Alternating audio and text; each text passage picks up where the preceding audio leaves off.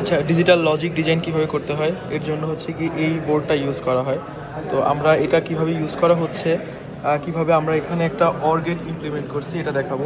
এই যে আমি যদি এখানে পাওয়ার ইনপুটে যদি একটা 1 দিই তাহলে আমার 1 হচ্ছে, আমি যদি দুইটাই অন দিই তাহলেও 1 হচ্ছে, যে কোনো একটা অফ করলেও 1 থাকতেছে। কারণ অর গেটে কী হয়, যে কোনো একটা যদি 1 হয় তাহলেই হচ্ছে গিয়ে আউটপুট 1 আসে। দুইটাই যখন অফ করে দিচ্ছি তখন হচ্ছে গিয়ে আমার এটা অফ হয়ে যাচ্ছে, তার মানে দুইটা 0 হইলে আউটপুট 0 আসতেছে, তাই না?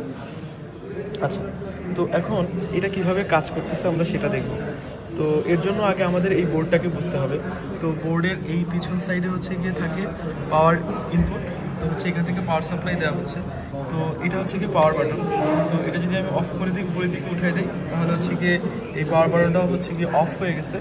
সো আমি যদি আবার হচ্ছে গিয়ে এটা নিচের দিকে নামাই দিই তাহলে হচ্ছে গিয়ে পাওয়ার অন হয়েছে। তো এটা হচ্ছে পাওয়ার অন অফের জন্য। আচ্ছা, এরপরে হচ্ছে কি এইগুলো সব ডিসি পাওয়ার সাপ্লাই। সো আমরা এখান থেকে ডিসি পাওয়ার সাপ্লাই নিব।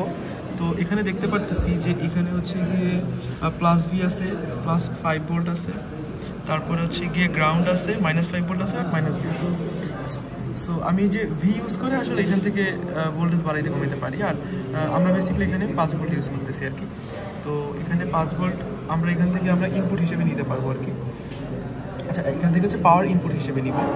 আর এখানে আরও অনেক জায়গা আছে, এখানে হচ্ছে গিয়ে চাইলে আমরা অন্য জায়গায় ইউজ করতে পারি। এখানেও গ্রাউন্ড নিচেও গ্রাউন্ড আছে, বাট আমরা এখান থেকে পাওয়ার ইনপুট হিসেবে 5 ভোল্ট নিব। তো এই হচ্ছে ইনপুট, আর এইগুলো হচ্ছে গিয়ে আমার গেটের ইনপুট হিসেবে দেওয়ার জন্য ইউজ করা হবে। আর এটা হচ্ছে কি একটা ব্রেডবোর্ড। তো আমরা ব্রেডবোর্ডটাকে বুঝি। সো ব্রেডবোর্ডটা হচ্ছে গিয়ে কীরকম থাকে, এরকম থাকে। এখানে আমরা দুইটা ব্রেডবোর্ড দেখতে পাচ্ছি, এখানে একটা আর এখানে একটা পার্ট। তো এখানে যে দুইটা পার্ট, তার মধ্যে আবার আমরা একটা ন্যারো পার্ট দেখতে পাচ্ছি, ন্যারো লাইন, আর আরেকটা হচ্ছে গিয়ে ওয়াইড লাইন দেখতে পাচ্ছি। সো ন্যারো লাইনের মধ্যে কি হয়, এই যেহেতু আমরা ন্যারো লাইনে দেখতে পাচ্ছি যে হচ্ছে গিয়ে একটা সিঙ্গেল হরাইজন্টাল লাইন আছে, এইগুলো যেহেতু হরাইজন্টাল লাইন, তার মানে এই লাইন বরাবর সবাই হচ্ছে গিয়ে কানেক্টেড। মানে এইখানে দুইটা তার আছে, এভাবে চিন্তা করা যেতে পারে যে এই যেই হরাইজন্টাল যে পয়েন্টগুলো আছে এরা সবাই হচ্ছে গিয়ে কানেক্টেড। তো আমি যদি এইখানে একটা পয়েন্ট নেই এবং এইখান থেকে আরেকটা পয়েন্ট নেই, তাহলে এই দুইটা আসলে কীভাবে কানেক্টেড হবে। যদি আমি এটা একটু দেখাই, তাহলে আমি এগুলো সব বের করি, তারগুলো সব বের করে ফেললাম। এবার আমি যেটা করব সেটা হচ্ছে কি, এখান থেকে পাওয়ার ইনপুট নিব। তো আমি যদি এখান থেকে পাওয়ার ইনপুট, সাপোজ +5 ভোল্টের পাওয়ার আমি ইনপুট নিলাম এখান থেকে।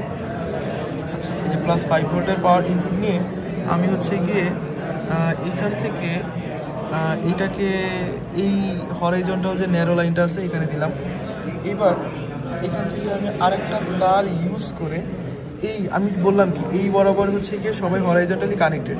সো আমি যদি এইখান থেকে একটা পয়েন্ট নিয়ে আমি এই আউটপুটের এখানে যদি লাগাই, এখন যদি আমি পাওয়ার অন করি তাহলে দেখতে পারতেছি এই লাইটটা জ্বলতেছে। তার মানে এই তারের সাথে এইটা কানেক্টেড হয়ে এখান থেকে জ্বলছে, তুলে ফেললে লাইটটা লেগে যাবে। আচ্ছা, তো এটা বুঝলাম। আর এটা হচ্ছে কি ন্যারো পার্টের ব্যাপারটা। আর ওয়াইড যেই লাইনটা আছে, এই ওয়াইড লাইনে কি হয়, ওয়াইড লাইনে হচ্ছে কি এরা সবাই ভার্টিক্যালি কানেক্টেড।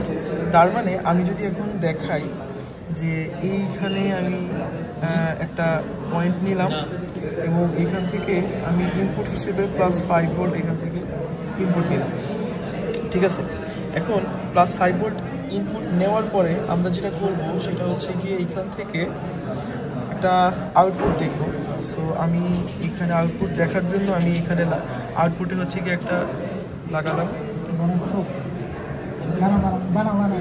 এখানে হচ্ছে গিয়ে এই বরাবর হচ্ছে সবাই ভার্টিক্যালি কানেক্টেড। তো আমি যদি এই ভার্টিক্যাল এখানে লাগাই, এবার এই যদি পাওয়ারটা অন করি তাহলে আমরা দেখতে পাচ্ছি লাইটটা জ্বলতেছে।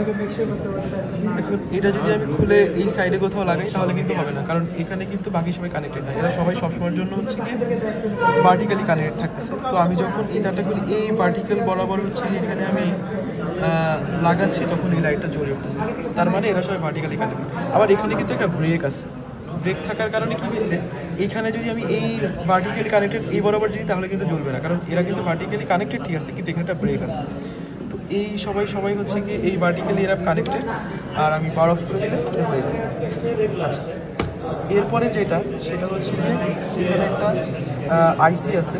সো এই আইসিটা দিয়ে হচ্ছে গিয়ে মেইনলি আইসিগুলো হচ্ছে একটা লজিক গেটের মধ্যে কাজ করে। সো আমি যদি এই আইসি এক্সট্রাক্টর দিয়ে আইসিটা খুলে দেখেন, এই যে আইসিটা খুললাম, সো এই হচ্ছে গিয়ে আইসি, এই যে হচ্ছে গিয়ে আইসিটা যদি আমি দেখাই, এই হচ্ছে গিয়ে আইসির মধ্যে যে লেখা দেখা যাচ্ছে 84CCG5KE SN 7432 আছে, এখানে 7432 আছে। 7432 হইলে কি সার্কিট হবে, মানে কোন গেট হচ্ছে, এটা চাইলে হচ্ছে কি আমরা দেখতে পারি।